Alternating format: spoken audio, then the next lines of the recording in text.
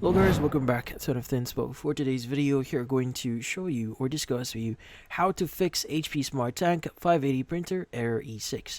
So if you're interested, let's get started.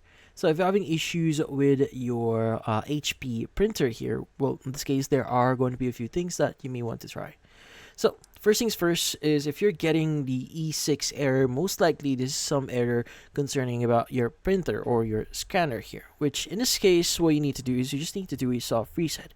Now in order for you to do a reset or a soft reset here specifically is you just need to drain the power from it. So you want to turn off your printer and just remove power from. So unplug it from the power source. Now once you unplug it from the power source, just wait for about like 3 to 5 minutes, and once it's actually up, you can go ahead and just plug it back in, turn it on, and see if that actually helps with the issue. Now if that doesn't solve your issue, next thing that you want to do is you may want to do a hard reset here. Now to do that, you need to look for the following buttons, which is going to be the Wi-Fi button, the information button, and the cancel button here. Now you want to press and hold the three buttons together for about 5 seconds, and in this case it will start flashing, and once it's actually 5 seconds is up, you can just let go of it and it will be automatic reset. Now from here on, try using it and see if that solves any of your issue. But in this case, that's about it.